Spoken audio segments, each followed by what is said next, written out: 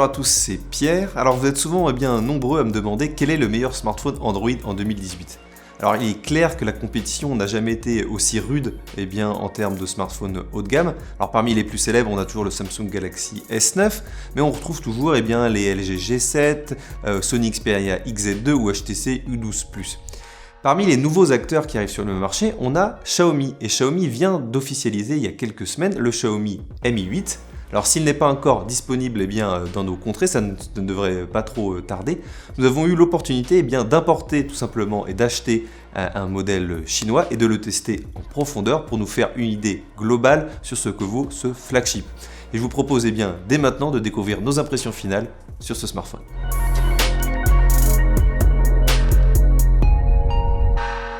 Et on commence par le design. Difficile de ne pas nier l'influence d'Apple et de son iPhone X lorsqu'on découvre le flagship chinois. Ce n'est évidemment pas le seul smartphone à s'inspirer du téléphone de la pomme, mais ce dernier n'hésite pas à s'inspirer de nombreux éléments stylistiques de l'appareil d'Apple. Le smartphone est ainsi conforme aux tendances du marché et a tous les ingrédients nécessaires pour réussir. Vous n'aimez pas la large encoche sur l'écran, ce n'est pas grave, Xiaomi a pensé à vous et vous propose un autre smartphone, le Mi Mix 2S. Ce Xiaomi Mi 8 cible davantage les utilisateurs traditionnels et non ceux qui veulent des technologies expérimentales à tout prix. L'encoche ou notch, comme disent nos amis anglophones, surplombe le large écran de 6,21 pouces au format de 18,7 par 9. Il abrite une lumière infrarouge LED pour aider au système de déverrouillage rapide avec reconnaissance faciale.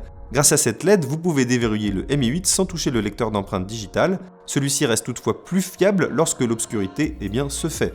Le Mi 8 n'utilise pas de scan 3D du visage et est donc moins sécurisé par exemple que Apple Face ID, même s'il est plus rapide. L'écran OLED avec sa définition de 1080 par 2248 pixels présente des contrastes absolus et des couleurs vives. La température et la saturation des couleurs sont toutefois ajustables à partir des réglages. Et le rapport corps-écran est de 84%, surpassant ainsi celui du dernier Mix, même si à première vue la présence du notch nous faisait penser le contraire. Côté performance, le Xiaomi Mi 8 n'accepte pas les compromis non plus. Le smartphone dispose de la dernière puce haut de gamme Qualcomm Snapdragon 845 AIE avec un processeur A8 cœurs ainsi qu'une puce graphique Adreno 630.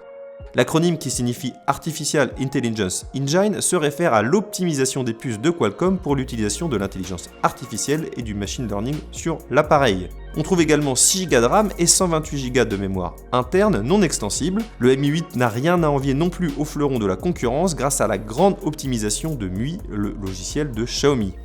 L'une des particularités de ce Xiaomi Mi 8, c'est bien sûr son interface. On est clairement très loin de l'interface d'Android stock que peut proposer Google et on est plus proche de ce que proposait par exemple Apple avec son iPhone X. Mais MUI est basé sur Android Oreo, mais propose tout simplement une interface différente. On a des icônes rondes, on n'a pas de tiroir d'application. Alors c'est possible de résoudre ce problème en téléchargeant une application, un launcher sur le Play Store, mais clairement quand on a cette interface devant les yeux, on est un peu dépaysé par rapport à un autre smartphone Android, mais le tout est une question d'habitude, puisque cette interface MUI est très très fluide et s'avère même plus rapide que ce que peut proposer par exemple Google et son interface Android Stock. Donc c'est vraiment pas forcément un point négatif comme certains peuvent le dire. Pour moi c'est vraiment une question d'habitude. On retrouve même une navigation par geste assez fluide, certes copiée encore sur Apple, mais franchement ça fonctionne bien et Xiaomi a vraiment fait un bon boulot sur son interface. L'intelligence artificielle permet au smartphone de précharger certaines applications que vous utilisez plus souvent pour accélérer l'ouverture, mais ce n'est pas tout. Elle joue également une grande importance au niveau des photos. On regrettera simplement, comme le propose par exemple le Honor 10, de ne pas proposer la photo originale dans la galerie. Pour son nouveau flagship, Xiaomi n'a pas souhaité introduire de nouveaux capteurs photographiques. Le fabricant a préféré peaufiner plutôt le travail commencé sur le Mi Mix 2S. On retrouve ainsi le même double appareil photo à l'arrière du smartphone qui a su amener un peu le Mi Mix 2S dans le top 10 des meilleurs smartphones pour la photographie. Le capteur principal du Mi 8 est un Sony IMX363 de 12 mégapixels et l'objectif a un indice d'ouverture de f1.8 et dispose d'un autofocus à détection de phase avec la technologie Dual Pixel et une stabilisation optique à 4 axes. Dans l'ensemble, les prises de vue obtenues avec les appareils photo arrière du Mi 8 étaient très bonnes, suffisamment pour me séparer de mon fidèle 1 Pixel 2 XL que je considère soit dit en passant comme le meilleur smartphone que j'ai jamais vu au niveau de la photo. Dans les conditions de faible luminosité, les prises de vue pourraient être bien meilleures et l'intelligence artificielle pourrait garantir de meilleurs résultats grâce au machine learning. La gamme dynamique du capteur principal est très large, même sans utiliser le mode HDR. L'autofocus est toujours rapide et précis. Et lors de l'enregistrement de vidéo, j'ai remarqué moins de mouvements incontrôlés en changeant le sujet au centre de l'objectif. Le stabilisateur optique ne s'est cependant pas révélé aussi efficace que je l'espérais. Dans tous les cas, je suis clair, le Xiaomi Mi 8 n'a rien à envier aux autres flagships 2018 en termes de qualité des images capturées. Côté audio, l'appareil n'offre pas de haut-parleur stéréo ni même de prise audio. Alors oui, la qualité des appels est bonne sur ce Xiaomi Mi 8, mais clairement il ne faut pas s'attendre à beaucoup plus, c'est suffisant pour regarder quelques vidéos, écouter de la musique, mais on n'est pas dans un smartphone très haut de gamme au niveau du son. Si c'est cela qui vous intéresse, moi je vous conseille plutôt de regarder du côté de Sony avec son Xperia XZ2 et notamment son système Dynamic Vibration System.